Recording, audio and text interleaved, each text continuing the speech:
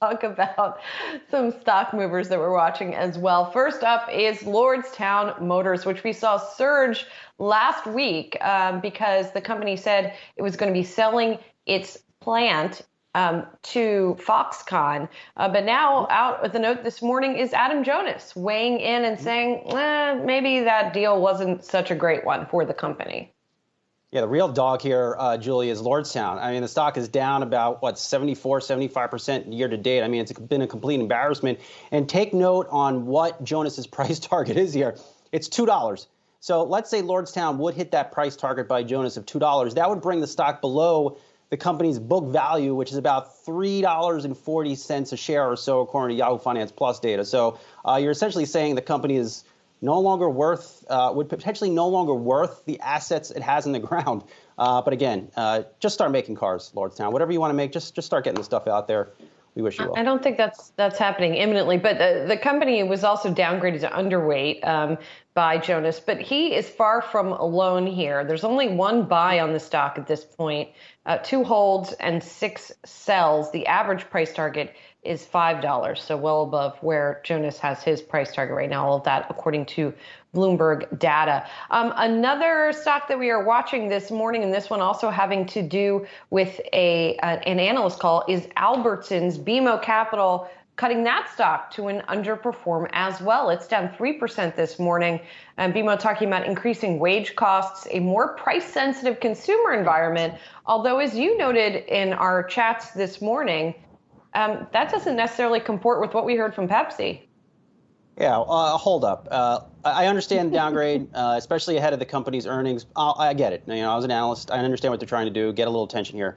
But look what PepsiCo CFO Hugh Johnson just told us. One, they just issued 2022 guidance because their business is so strong.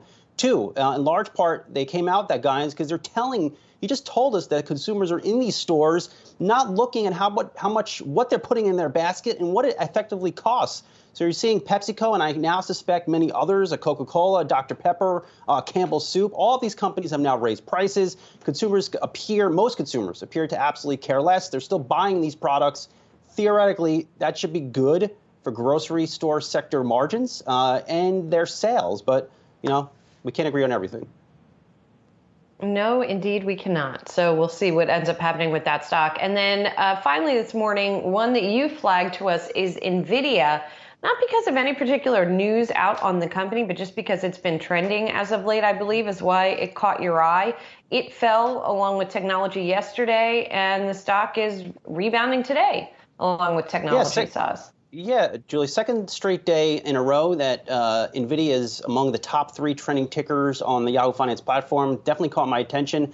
Julie, I wouldn't be surprised if it reflects this move higher we've seen in Bitcoin over the past 24 to 48 hours. As we know, Nvidia has a major hand in the crypto mining community. A lot of its technology gets used to mine crypto. I wouldn't be shocked if that's why you're seeing Nvidia really bounce back off the lows of late last week.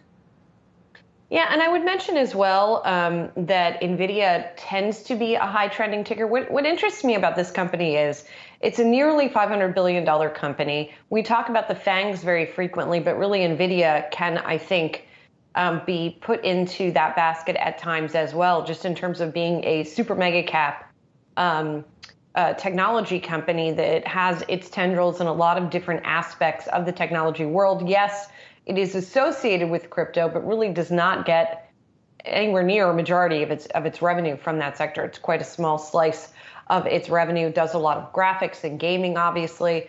I just had a background call recently with its head of multiverse efforts, which I'll have to talk more about at some point. So yeah, it's an interesting one here. Let's take that off. Yes. Let's take that one off. Multiverse? Okay. Well, yes. We're not talking about the Marvel one. We're talking about the actual one, or what they're calling multiverse.